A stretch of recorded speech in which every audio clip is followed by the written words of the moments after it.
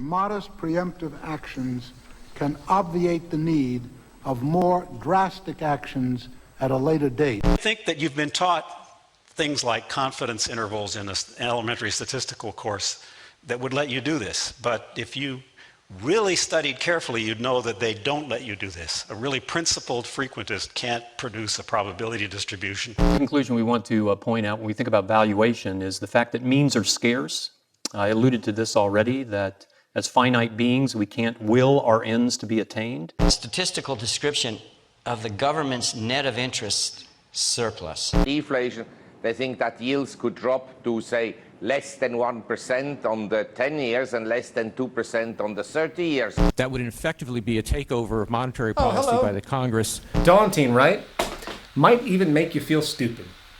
Perhaps it's no wonder then, while even with the ongoing economic failures across the world, inequality, increasing poverty, debt collapse, bank failures, unemployment rising, very few today seem to be able to understand, let alone discuss, modern economics. Outside, of course, the delegation game, where the only attempt at solutions people know is the mere shifting around of the deck chairs on the Titanic, assuming some new politician, central bank policy, or corporate legislation is going to save the day. Well, some years back, after coming to the conclusion that our politicians, legislators, and established authorities just might be provably incompetent when it comes to the truly intelligent management of our society, I started to look for questions and answers on my own. Asking those questions about things that many today either seem to take for granted, ignore, or even worse, assume that they have no capacity or business investigating at all, since our credentialed authorities in control must be smarter, more informed. It's a sad staple of modern culture, the old relax, turn on the TV, keep going into debt, and pump out a bunch of kids while you're at it. But most importantly, keep showing up at those jobs, which you have likely already fooled yourself into believing serve some legitimate social role. Remember, the 1% of the world that owns 40% of the planet's wealth did not get that way with you understanding how the world really works. Nevertheless, and such cynicism aside, I decided that I needed to start again, if you will, and ask some fundamental questions about stuff most simply have written off and forgotten. If you were to take a poll today of our species, asking what truly are the most fundamental questions that pertain to human survival and prosperity, such as, what really supports human life, how food grows, what energy is, what creates and reinforces good public health, what defines a useful or detrimental belief system, you can rest assured that the vast majority would have more concrete answers about baseball statistics, fashion trends, sitcom plots, and religious scriptures. Not to demean the cultural pleasures and creativity of expression that creates enjoyment in this life, but we have a distortion of priority that has proven incredibly detrimental to the future of our sustainability on this planet, where the majority facing clear mounting problems not only doesn't understand what the root of such problems really are, they don't even know what questions to ask. And today there is no greater destructive ignorance at hand than the vastly delusional concept known as modern economics. And it is in this fundamental context that I found the most interest. So what is an economy? Where does its foundational premise come from? What are we relating to exactly? How is societal organization finding a benchmark for itself? Is there a benchmark? What are we doing? And why does the discussion of this subject appear to be so elitist in its vocabulary and orientation? Is it really that complicated? Well, I became so tired of being called ignorant of the subject by self-proclaimed experts I challenged, I decided to take it upon myself to read the entire macroeconomics curriculum of Harvard University from the undergraduate to the PhD level, along with all the staples of influence, F.A. Hayek, John Maynard Keynes, Ludwig von Mises. And I'll tell you what, I'm really glad I did, because I had some very poor judgments that needed correction. Not so much regarding my views about economics, but that life is short, and I wasted an enormous, unforgivable amount of time reading this outdated, overly intellectualized gibberish. Bob, would you take care of that, please? The fuse panel. Be careful, man, it's not grounded. As the following episode will detail, modern economics is not true economics at all. It's a mere ideological philosophy built upon a series of presuppositions that have been given the illusion of permanence. There is absolutely no relationship to the scientific integrity of our knowledge of the environment built into this model. The monetary market system of religious belief is at the core of the vast majority of ecological and social imbalance we see in the world today. Sadly, it is in the face of normality, so many look past it. We might begin to see that this principal notion and practice is truly a problem in society, and to me, it is at the heart of a culture in decline.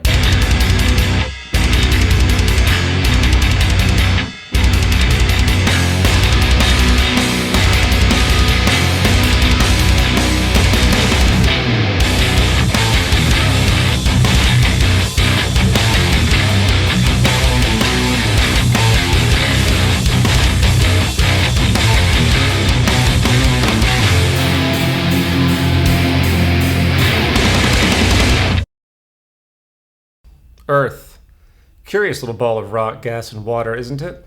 Hard to believe this little bubble of chemical elements floating in space, basically powered by the sun, could give rise to our colorful yet rather troubling super monkey species. A species often appearing pretty serious in its interest to destroy its habitat. Though I should say, pretty serious in its interest to destroy itself. What is democracy?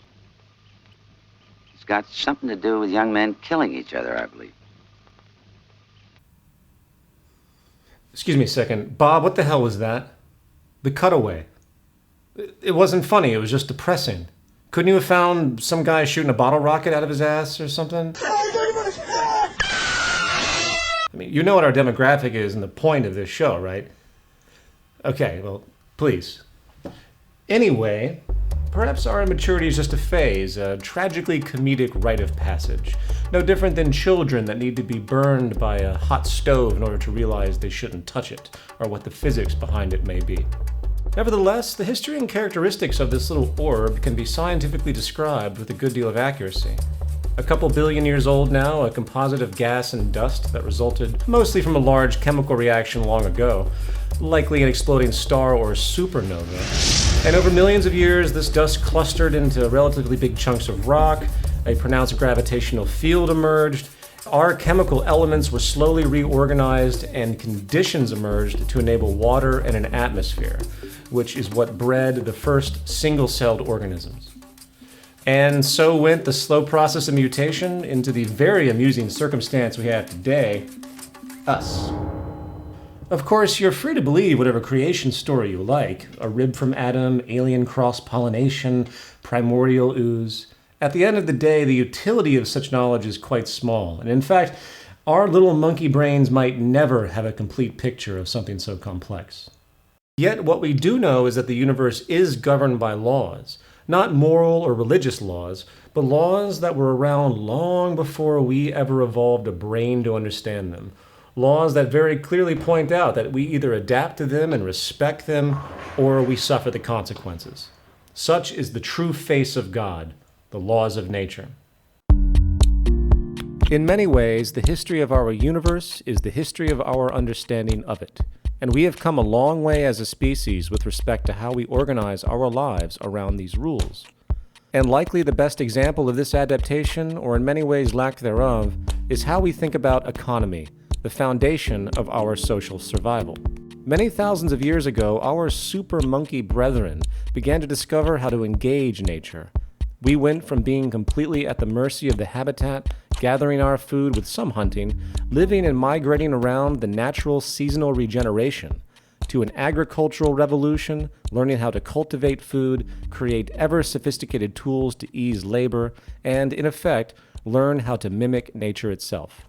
In fact, this new awareness and ever-increasing understanding to harness the processes of nature to our advantage is what has led to the vast technological innovation we see today. If nature is doing something, odds are we can understand how through these dynamic scientific principles. From artificial intelligence today, which works to emulate actual neurological processes, to molecular engineering, which uses the atomic logic to manually recreate material objects, to those now ever-important blood-shifting erectile dysfunction drugs, which, if you've been watching TV recently, must be the most epidemic health crisis in the Western world today. Since this revolution, human society became less nomadic, slowly merging into cities, and systems of labor specialization began to rise, along with means for exchange. Barter is a common example. You need some eggs? Maybe give some firewood you chopped up in exchange for the dairy farmer's work. Yet, such practices became cumbersome and impractical after a while, so the idea of using some rare, fancy rocks, like gold and silver, as a medium of exchange eased these transactions through a system of pricing goods in terms of their relative value. This gave birth to what we know today as the adjustable price system, which, through the public's aggregate patterns of exchange and production, creates a crude yet semi-workable logic where the prices of goods reflect the balance of supply and demand, otherwise known as the market or market value. Let me explain. When you stumble into the mall and buy the 85th generation iPoop 4G MP3 colostomy bag camera phone waffle maker, you are creating economic signal information that is used to calculate demand, local and regional preferences, and other resulting data in concert with the millions of other impulsive consumers who, having also likely bought the 84th generation just 2 months prior for twice the price, creates an aggregate flow of input data and feedback that allows for an ostensibly rational regulation of resource allocation, production, distribution, labor requirements, and of course, price consensus in the market based on perceived supply and demand. Not to mention the general data of how the marketing team can screw you over even more later on. This mechanism is partly what the ultimate high priest of our current economic religion, Adam Smith, was alluding to with his invisible hand notion of causality in the free market. And in many ways, he was onto something. It does work in a limited context in a crude way. In fact, in the 1920s, an economist named Ludwig von Mises put forward the still high-standing claim that without the price mechanism, economic calculation and rational resource allocation and general organization would be impossible. He called it the economic calculation problem. However, things are much different today than they were 200 years ago when Adam Smith published his Wealth of Nations or when Ludwig von Mises made his criticism of central planning. The fact is, the argument has changed. The economic debate now is what is actually sustainable and progressive for the human species, not the mere mechanics of the movement of money. While it is true the price system might allow for the basic calculation of supply and demand data to help rationally allocate labor, preference, distribution, and the like, it ignores the real operational factors that relate to true, efficient, earthly management, hence the true definition of economy, which is optimized efficiency on all levels. For instance, there is no consideration for optimum resource allocation based on the material's most efficient purpose. Rational allocation of resources is not rational if the most conducive use of those natural materials scientifically is not directly considered and brought into comparison. There is no consideration for the organizational efficiency of technical production itself. And all you have to do is analyze the waste machine of globalization to see this insanity at work. There is also no consideration for regeneration needs or recycling protocols, a true requirement for responsible, rational resource use on a finite planet. Nor is there any true production or distribution efficiency in any optimized scientific sense, as such a means is, as will be described more so in a moment, also counter to the inherent logic of the market system itself. These, coupled with many other serious parameters needed for a truly efficient economy, are simply ignored, or even worse, assumed to be inherent to the price mechanism's function when they clearly are not. You see, the price mechanism's concept of efficiency translates the subjective mass interaction of consumers into the narrow assessments of regional demand, production, and distribution. It has nothing to do with how or why the methods of industry are what they are. Such factors are left up to the whim of the producers. operating for profit alone, completely decoupling from the natural regulation of scientific principles of sustainability. Oh man. You see, at the core of the economic calculation problem is really the argument that we are completely irrational, that we can't possibly be organized in a way that is structurally efficient. We're too insane, essentially. Therefore, we have to have a general economic anarchy to organize our society, and there's no other way around it. Bullshit! Again, today is very different than it was prior, and a quick review of modern computer programming and systems engineering will tell you that not only can the algorithmic intelligence of our sensory and measurement technology today, coupled with synergistic computer calculation, orient all the previously existing factors taken into account by the price mechanism as we know it, the truly relevant yet missing factors for optimum efficiency and sustainability could be brought into the equation. This would be the making of a true economic calculation for industry, not the crude, truncated data put forward by price alone. So coming back to our household, the Earth, what is this thing really? It's a system. It's a system of symbiotic laws. And at the core of all principles of sustainability is recognition of the largest order system we can find for reference. The price mechanism on... Bob, what was that? Jesus Christ, Louis. Bob, why didn't you tell me Louis was here already? Ladies and gentlemen, we have a special guest here on Culture and Decline, our local guru, Louis the Logic Gremlin.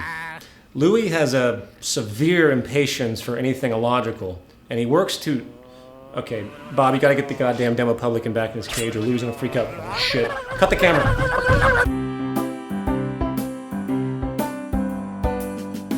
Sorry about that, ladies and gentlemen. As I mentioned, Louis here gets a little frustrated when it comes to anything illogical, and the demo publican is sort of his mortal enemy.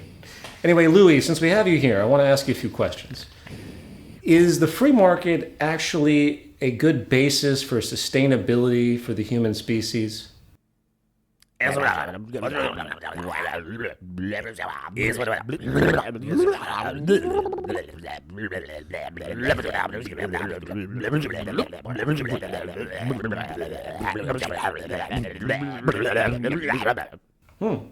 yeah. Well, what about infinite wants and human needs? How do we calculate such complexity?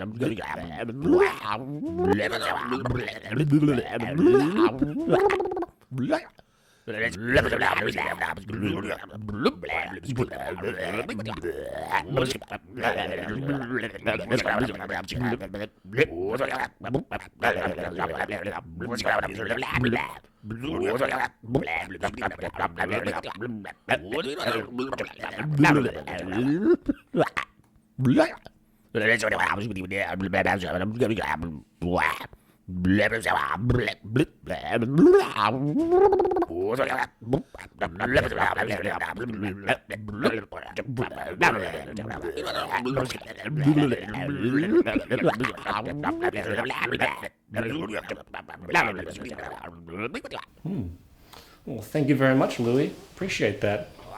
Well, there you have it, folks. However, logic aside, opinions about our economic system range dramatically. So to gain some public consensus on the issue, we now go live to our New York Culture and Decline correspondent, Big Scotty D, who's live on Wall Street. Thank you, Peter. This is Scotty D in front of the New York Stock Exchange. Today we're here in New York City just to try to talk to some people on the street and find out a little bit about what's going on in the world perception of economics. Culture and Declines, man on the street. So do you want to talk about the economy? Would you like to talk about the economy? Would you like to talk about the economy? I really suck at this, but I don't think people want to talk about the economy either. I just walked to my supermarket. He told me you can do that here. Oh. However, there was one guy who was willing to talk to me. What do you feel is the definition of economics? Standing here in front of Wall Street, I'm just curious, what do you think economics is? Well, Well, I would say that economics is really it's just based on money, the things that go on from over here by Wall Street. It's just money that makes the system, generate throughout New York City or wherever in the world. But it's just mainly a money thing which make the world go around. I know what you're thinking. You're thinking, what is this guy talking about? But in reality, he probably knows as much about economics as I know about interviewing people on the street. And it seems like most of us really don't know what the economy is all about anyway. Back to you, Peter. Man on the street. Is it me, or have you noticed that there is more for sale in the world than ever before? And I'm not referring to goods in your local store. Today, the market rationale is that everything is for sale and nothing is sacred. Need some cash? Why don't you rent out your forehead to commercial advertising? Or better yet, why don't you buy the life insurance policy of your elderly neighbor, and when she dies, you can get a nice payout. Yup, it's legal. Or maybe it's the little things that make you happy. So rather than put that blow-up doll in your car to use the carpool lane, just buy it like you can in Minneapolis. Or maybe you have an itch to slaughter that endangered black rhino in Africa. Well, you can. Costs you about $150,000, but hey, it's there. $150, boy, I can't wait to eat that rhino. Or more seriously, maybe your kids are not excelling well at school. Well, the market has a solution. Pay them. Pay them to read and get good grades, like they do in Dallas, Texas. But perhaps that's overkill, because by the time they hit college age, most prestigious universities will look the other way for admission once a nice hefty donation is made for that new library wing. Want to serve your country but are tired of all those pesky UN war rules and poor pay? Just join the growing legion of private military contractors who are slowly replacing the US military in general. Or how about love? Need a date but don't want to wade through all the fog?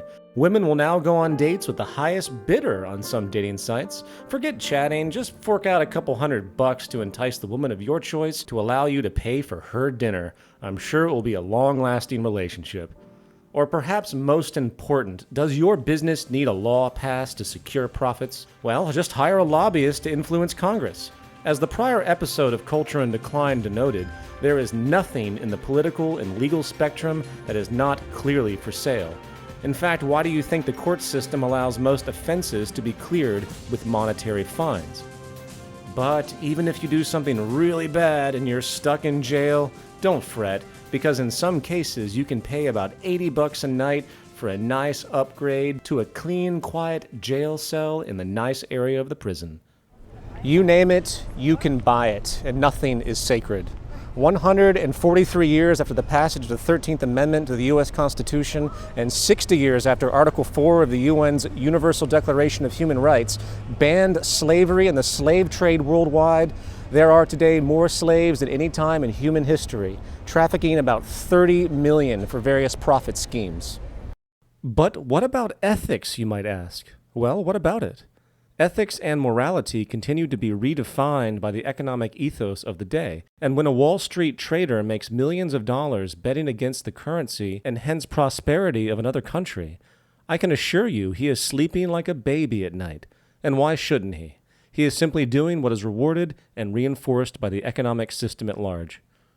You see, the market's inherent psychology has nothing to do with anything except its own perpetuation. When you hear politicians tell you that they are invading some poor country to bring freedom and democracy, you need to understand what those words really imply.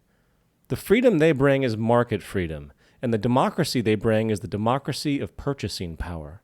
The freedom of using money for influence, the freedom to, in fact, restrict the freedom of others. However, let's get back to this technical stuff. Putting aside the distortion of market rationale that now puts everything for sale, putting aside the false premise that the price mechanism actually properly calculates the true attributes of a sustainable and efficient economic practice, and putting aside the basic value system disorder radiating out of the overall basis of unfolding, let's now take a little quiz. Welcome to Modern Economics 101. Question 1. If you lived on a planet with finite resources and an expanding population, would you encourage an economy based on the need for growth and consumption to keep everything going? Correct answer? No. The fact that our economy literally requires constant consumption and growth to keep GDP afloat and people employed is the hallmark of not an economy, but an anti-economy. Question 2. If you were a producer, would you make goods to be as durable and adaptable as possible given the finite nature of resources and an interest to maximize labor productivity? Answer: yes. Today, it's the opposite, and not only are all goods inferior the moment they are made due to the cost efficiency needs for corporations to remain competitive, most companies also engage in what is called planned obsolescence, which deliberately reduces good quality to encourage repeat purchases for more profit. Question 3. If you were a socioeconomic planner, would you encourage everyone to buy one of everything, hoarding that personal property protectively, even though many goods are used infrequently? Answer: no, that would be inefficient. The reality that goods are only as relevant as their use would be realized, and hence a system of shared access, not blind, restrictive universal ownership, would be the most rational manner of unfolding. Question 4. What about incentive? Would you push a cutthroat competitive environment where everyone is out for themselves or their little group? Correct answer: no. Knowing what we know today about the competitive mentality and how it creates abuse, along with the reality that collaboration and the sharing of information is truly the driver of progress on the social level, competition would be seen as the most limiting of arrangements as a philosophical practice. And question 5. What would be the basis for reward today? Would you require every human to submit to each other for labor as to achieve the means for survival? No, that would be crude and counterproductive given the state of technology. Modern technical capacity has the ability to increase productivity beyond anything known in human history, not to mention secure more safety and efficiency in general.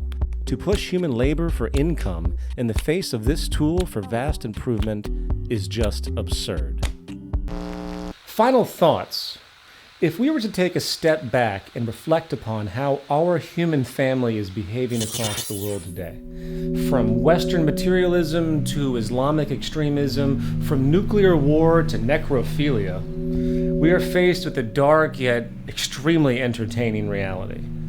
The very real fact that we are monkeys in the wild, barely out of the jungle on this planet, in the words of the late great George Carlin, inching out of the dark ages, in fact, from a period of deep fear and confusion with respect to who we are, what we're doing, how we relate to each other, not to mention how we relate to the habitat that spawned us. On one side of the spectrum, we have a vast spectacle of human conceit, stubborn ignorance, so much so that if you're like me, sometimes you wonder why we should try it all. That maybe this species deserves everything it gets, and its fate as an evolutionary cul-de-sac, a failed genetic mutation, might be an ideal hope for this universe. Cynicism aside, however, it's easy to see that there is a growing change in the minority, which will slowly become majority if we let it.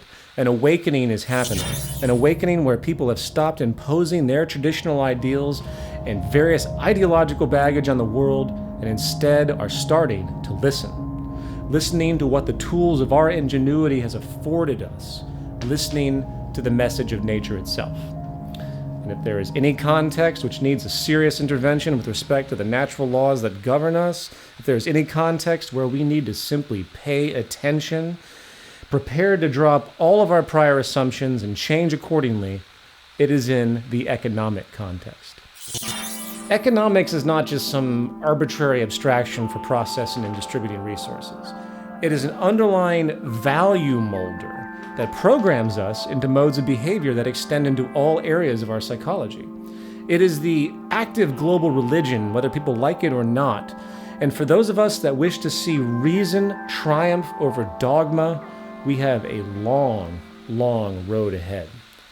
Advocates of the free market model of economics will tell you that there is no other system possible to calculate society, that the competitive basis is the only way to incentivize our primitive culture, They will tell you that reduced economic interference of government is the key to preserving the true integrity of the market economy and also preserve our so-called liberty, which they say would be quickly corrupted, as tyranny and oppression must occur if any type of collaborative, designed economic practice was applied.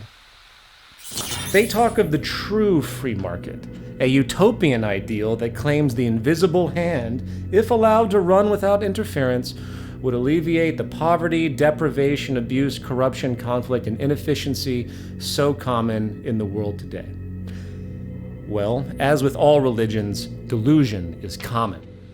Because today the market is actually more free than ever, with the state being nothing more than a parent corporation working to assist its commercial subsidiaries which support it. Everything is for sale and no one is accountable. All natural laws and physical realities that would comprise the basis for true technical, earthly efficiency and awareness and reasoning that, if allowed, could literally transform the world into a place of vast abundance and prosperity never before seen, have been buried and dismissed, only to be overshadowed by a certain kind of efficiency, market efficiency, an efficiency that tracks money and money alone, an efficiency that is literally decoupled from everything that supports and secures life itself, an efficiency that is circular in its reasoning as it has no recognition of the physical laws of nature. The laws of nature, which are in fact the only real true government and regulatory system that has or will ever exist. But then again, who is to say it matters? Maybe we should all just take it in stride. Maybe this reality show of humankind, this satirical, tragic parody of itself, to be sure, doing all it knows, maybe this is the way it is, and our brains, our genes are messed up, and we're just waiting for the final laugh track when Spaceship Earth slams into that psychological brick wall. I guess time will tell. And until then, sit back, grab some popcorn, and keep watching the greatest reality show of all time. And until next time, I'm Peter Joseph, an agent and victim of a culture in decline.